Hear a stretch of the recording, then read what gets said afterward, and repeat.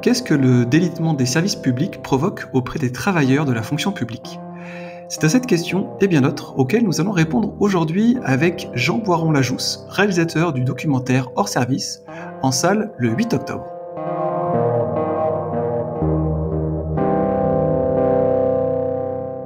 Jean Boiron-Lajousse, bonjour. Bonjour. Dans votre documentaire, vous filmez 6 démissionnaires de la fonction publique qui échangent sur leur souffrance au travail. Qu'est-ce qui vous a amené à vous intéresser particulièrement à ce sujet? Alors, je pense que la première chose, c'est que je suis beaucoup entouré de gens qui travaillent dans la fonction publique. Je suis fils de prof, mon frère est prof, la personne avec qui je vis est soignante. J'ai eu l'impression ces dernières années, l'intuition même que finalement tous ces gens qui étaient autour de moi et qui étaient très investis dans leur métier, parce qu'ils y croient, je pense. J'ai eu l'intuition que finalement c'était ces gens qui étaient les plus investis, qui avaient le plus de chances de souffrir au travail et potentiellement le plus de chances d'en partir. Voilà, tout simplement en étant le témoin des difficultés qu'ils avaient à rester dans le public. Donc ça, on va dire que c'est tout le côté témoin des gens qui travaillent dans le public. Et puis après, il y a le deuxième versant qu'on a tous. En gros, c'est soit on travaille dans le public, soit on a des proches qui travaillent dans le public. Et puis par ailleurs, on est tous usagers. Et moi, c'est vrai que la vie a fait que je me suis retrouvé plusieurs fois à l'hôpital et dans des séjours assez longs. Et c'est vrai en faisant des séjours un peu longs à l'hôpital, on se rend compte de choses qu'on peut pas voir en ayant une santé tout à fait normale et en allant juste de temps en temps chez le médecin. C'est-à-dire que là, on sort de la petite frustration, de la consultation trop courte, etc. Et j'ai pris conscience déjà que l'hôpital public m'avait à plusieurs reprises sauvé la vie, que la machine était incroyable, qu'elle fonctionnait encore. Mais quand on reste 2 mois à l'hôpital dans un service, on a aussi le temps de voir à quel prix ça fonctionne. C'est-à-dire que déjà, il y a des petits ratés, qui sont très bien rattrapés au niveau des patients. Mais on voit, j'ai pu voir à quel point ça tirait sur la corde au niveau des soignants, notamment évidemment des infirmières et des infirmiers et des aides-soignants, aides-soignantes.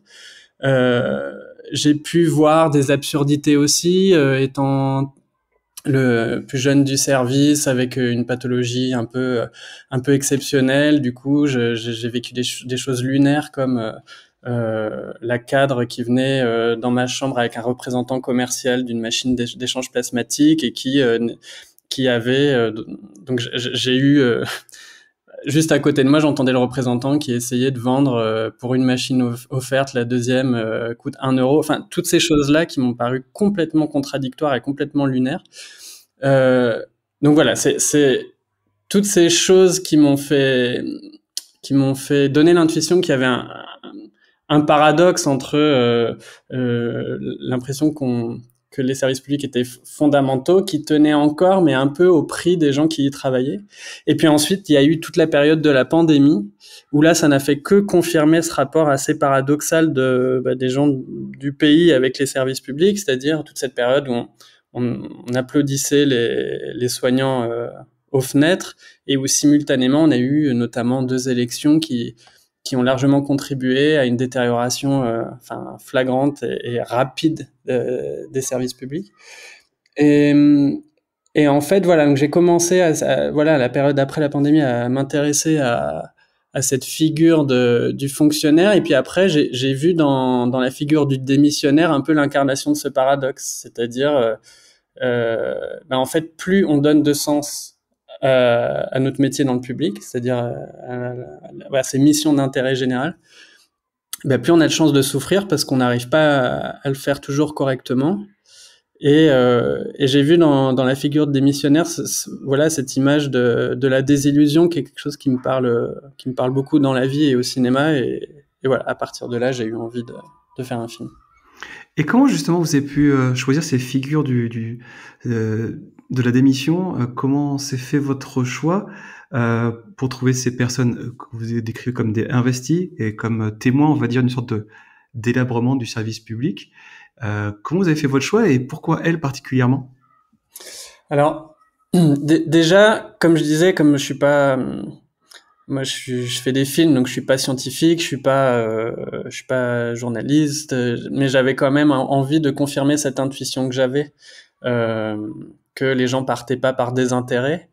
Donc évidemment, il y a eu toute une phase où j'ai lu, puis je me suis renseigné, puis après j'ai fait une sorte d'appel à témoignages de beaucoup de secteurs différents, puisque l'idée était de rassembler des gens de plusieurs secteurs du public, et notamment via les syndicats, mais pas que, enfin via des proches, via différentes structures. J'ai envoyé énormément de mails d'appels à témoignages et dans tout le pays. Et puis ensuite, bah, il y a eu plusieurs critères. Le premier critère, c'était déjà des gens qui acceptaient de parler, donc j'ai pas toujours eu des réponses. Et après, au final, j'ai dû avoir entre 30 et 40, je dirais, rencontres souvent par téléphone avec des entretiens souvent très longs, des discussions d'une à 2 heures, voilà, pour rencontrer ces gens. Et et ensuite, il y avait bah, puisque c'est un film et que moi la figure qui m'intéressait c'était justement celle des gens qui avaient vraiment vécu une désillusion, dans le sens où il n'y a pas de désillusion, il y a pas de déception sans un idéal au préalable. C'est-à-dire que je voulais des gens qui quelque part y avaient cru à un moment donné, euh, en, euh, en tout cas croire à la possibilité de remplir ces missions d'intérêt général. Et, et donc bon, même si franchement quasiment tous les gens que j'ai eu au téléphone, c'était ce profil, mais j'aimais bien, voilà, j'ai choisi des gens qui vraiment y avaient cru, qui vraiment s'y étaient investis. Et ensuite, il y avait évidemment le gros critère qui était, qui accepte non, c'était pas uniquement parler devant une caméra, parce que je pense qu'on en parlera plus tard, mais l'aventure que je proposais était quand même une vraie aventure de film. Euh, donc il y avait aussi voilà le fait d'accepter de parler, d'apparaître et puis de consacrer comme ça tout un temps à un tournage un peu hors du commun. Hmm. Et vous parlez de désillusion comme point commun aux personnes que vous avez filmées. Mais ce qui m'a marqué, moi, c'est qu'il y a quand même plusieurs points communs, alors que ces personnes ont certes travaillé dans du service public, mais ayant exercé des métiers très différents. Je pense notamment au sentiment d'isolement et de solitude qui me semblait commun à chaque personne. Est-ce que vous avez remarqué d'autres points communs au fur et à mesure que vous avez filmé et interviewé ces personnes? Alors déjà, je réponds juste sur la question de l'isolement, c'est que c'était le principe même du film, qui était aussi, je pense, un peu pour politiser cette idée euh, des départs en fait et de sorte d'abandon des gens qui travaillent. C'était de dire ça fait partie du problème, c'est que on vous fait croire que vous êtes seul et que vous êtes et que vous êtes vous-même le problème. Et l'idée même du film était de rassembler des gens qui avaient ressenti ça, effectivement, tout en venant de branches différentes. Donc tout venait pas d'une seule et unique administration. Voilà. Donc effectivement, ils ont tous ressenti ça. Après, ce que j'essayais de faire dans le film, c'était montrer effectivement qu'il y a des similitudes, tout en montrant que chaque métier est extrêmement différent. Mais parmi ce qui se recoupe, c'était aussi le problème du temps.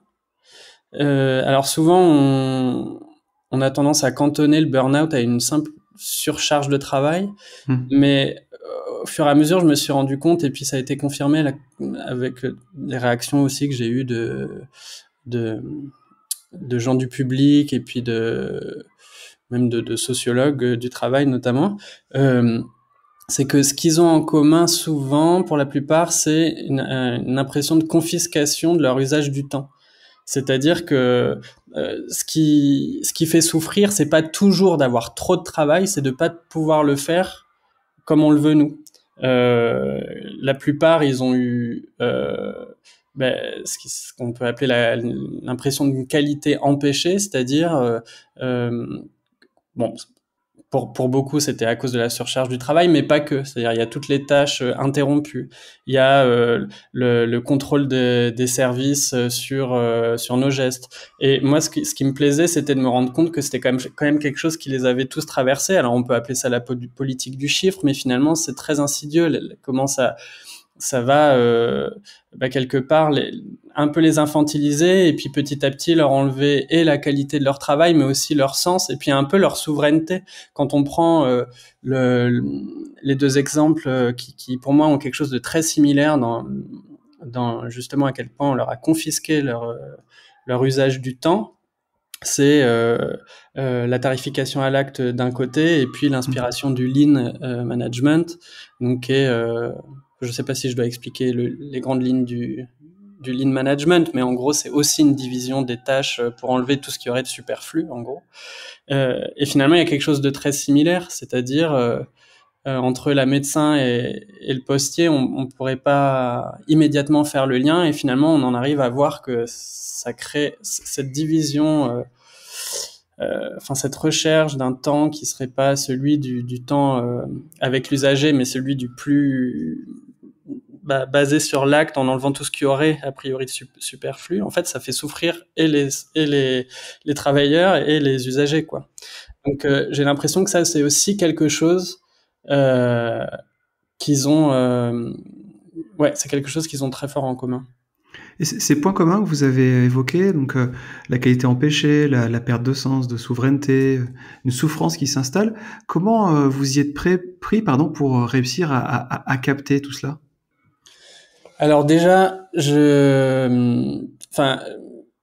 pense que je suis un peu, même, j'ai du mal à filmer des gens si avant j'ai pas, je sais pas, une sorte d'estime, un peu comme un crush quelque part, qui serait pas amoureux, mais qui serait, voilà, quand les gens, quand ils me parlent, il y a quelque chose qui me touche et du coup l'envie de le retranscrire. Donc la première des choses, ça a été quand même de pas mal discuter avec ces gens et puis d'avoir une très forte envie de les rencontrer. Et ensuite, ça a été tout le dispositif du film que j'ai mis en place.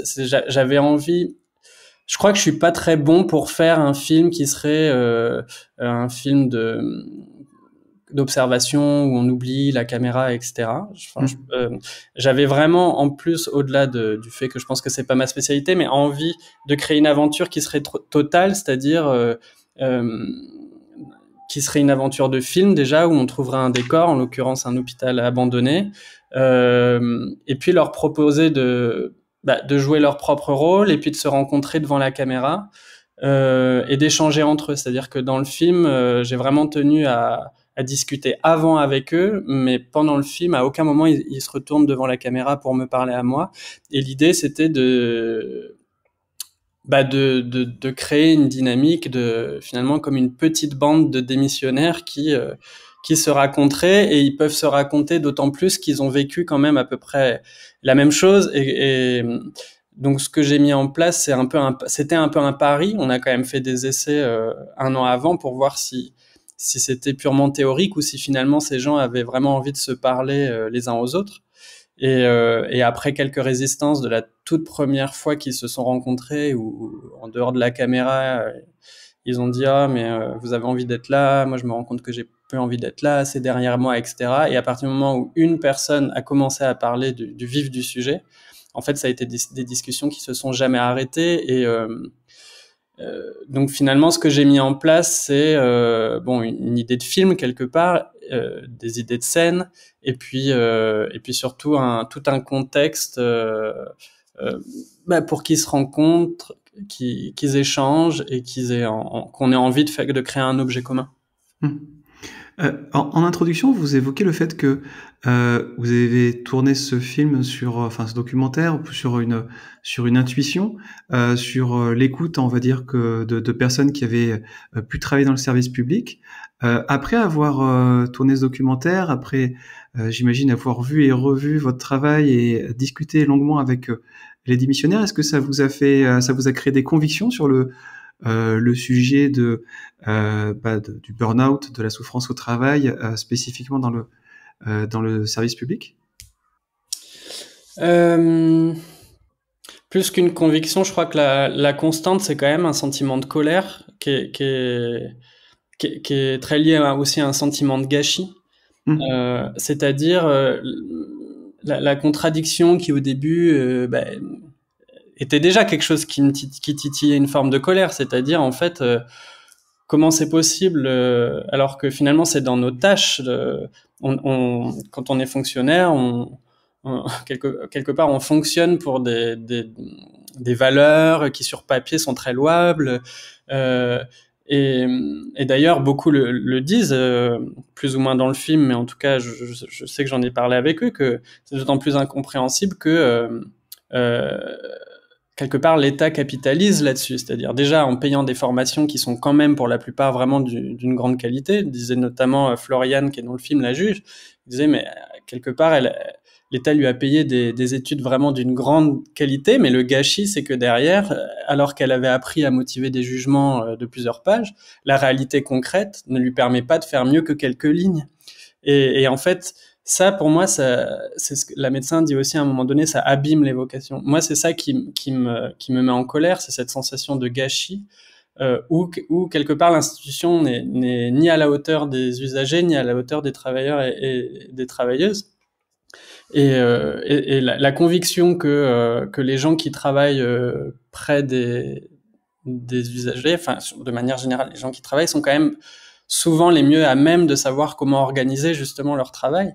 Et ça, oui, c'est une conviction. Enfin, c'est une conviction énorme, quoi. Et aussi, je dirais que comment dire.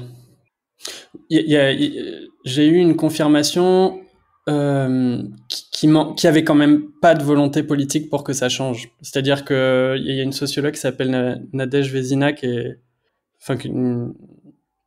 quelqu'un qui a écrit beaucoup sur le service public et qui décrit un cercle vicieux dans lequel on est, mais qui explique bien que même si tout ça a une sorte de logique, en fait, rien n'est comment dire, chaque étape peut être évitable par une grande volonté politique que ça change. Et ça aussi, ça a été une conviction, quoi, que je me rends compte que il n'y a pas de volonté pour l'instant que ça change fondamentalement.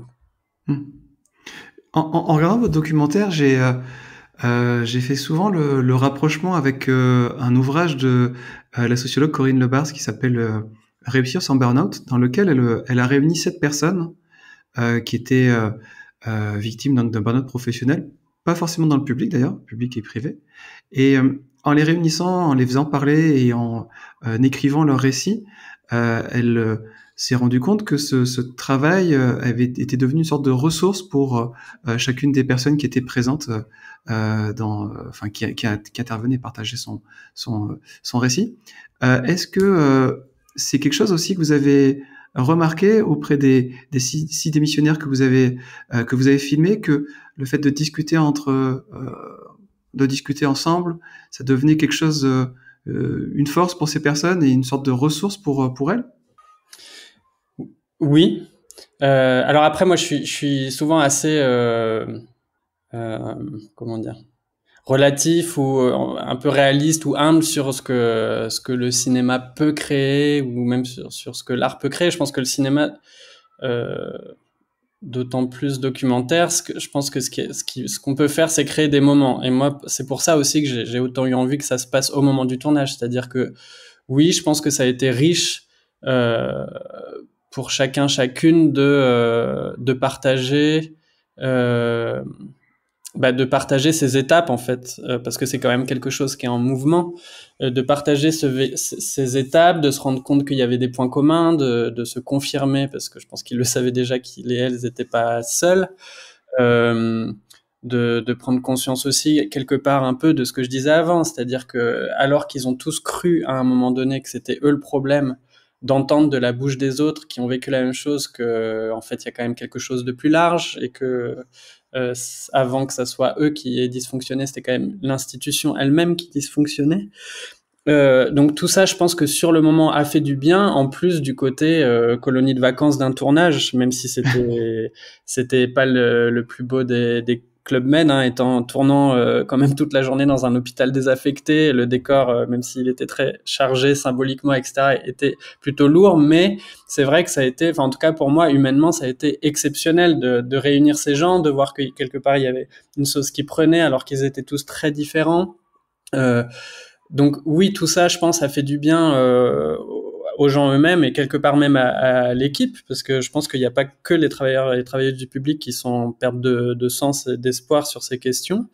Mais après, voilà, je sais que même si l'époque a très envie de nous faire croire que quelque part le pansement du soin, sans parler de tout ce qui est coaching, développement personnel, etc., suffirait.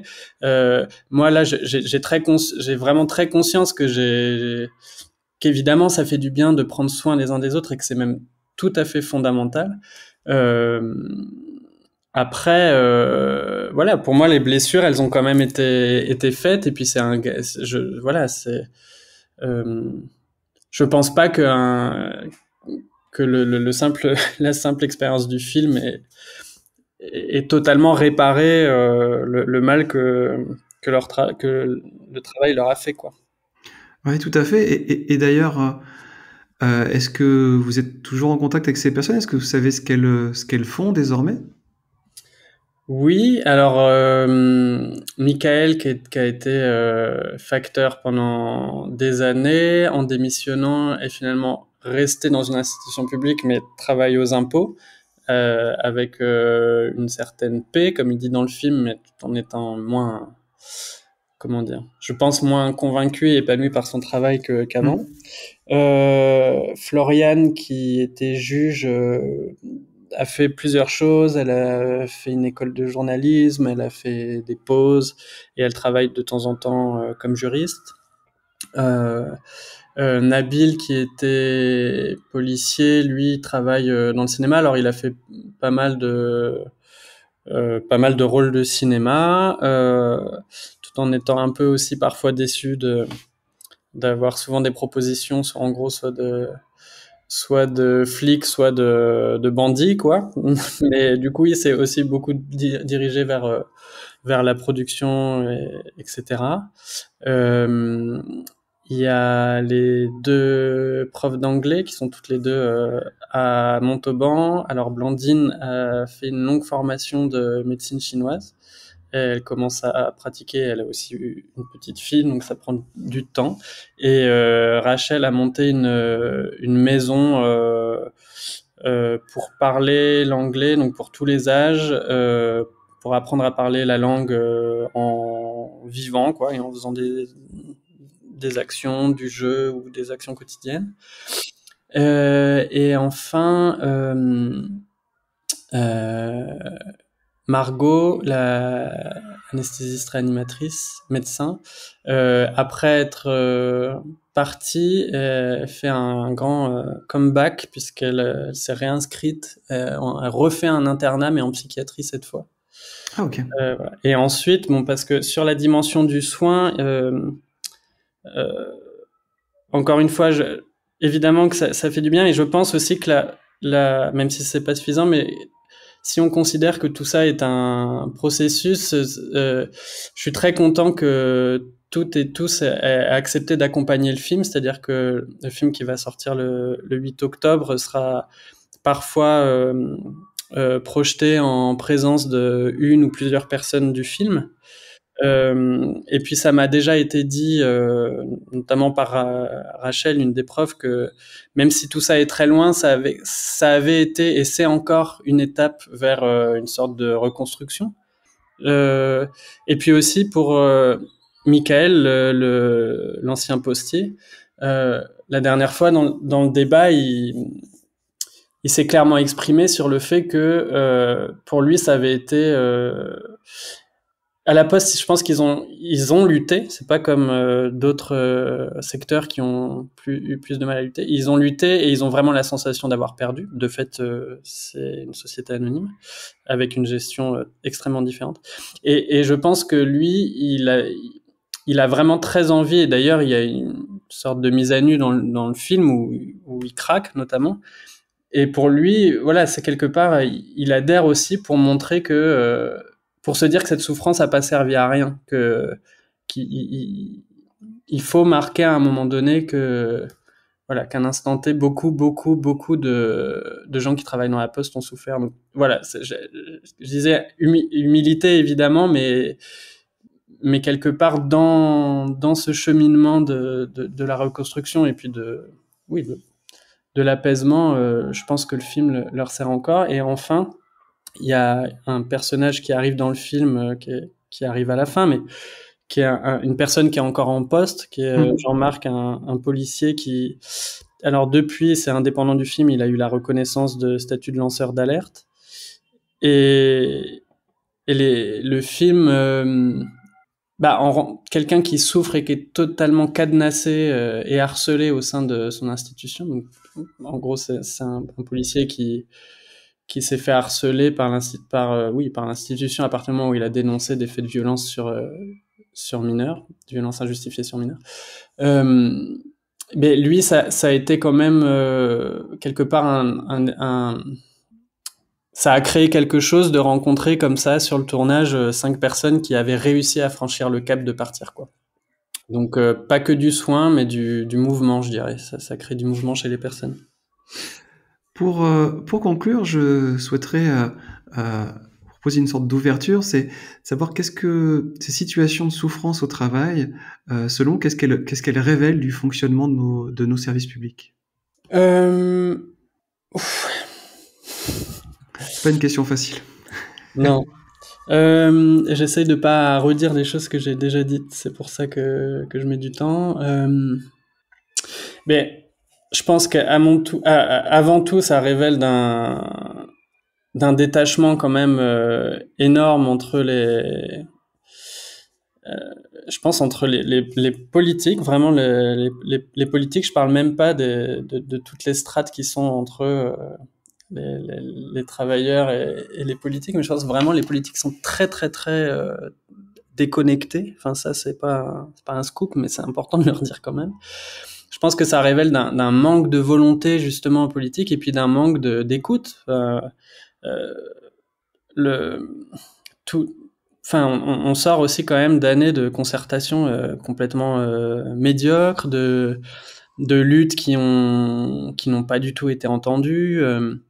Et pour moi, ça révèle vraiment d'une logique comptable, et on est en plein dedans. Enfin, je pense qu'il y a le mouvement social en cours, etc., finalement raconte ça aussi, c'est-à-dire un moment où la logique comptable ne fonctionne plus du tout, en fait.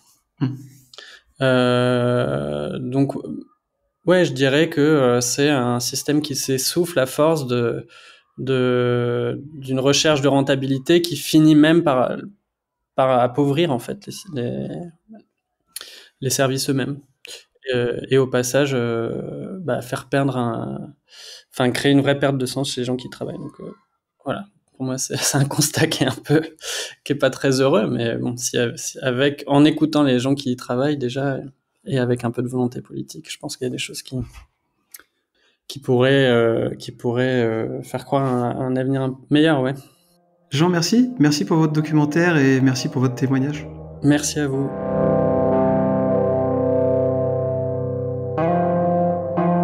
C'est sur ces mots que se termine notre épisode consacré au documentaire Hors Service, sorti en salle le 8 octobre 2025. Merci à Jean Boiron-Lajousse ainsi qu'à Thomas de l'agence Valeurs Absolues. Merci à toutes et à tous et à très bientôt.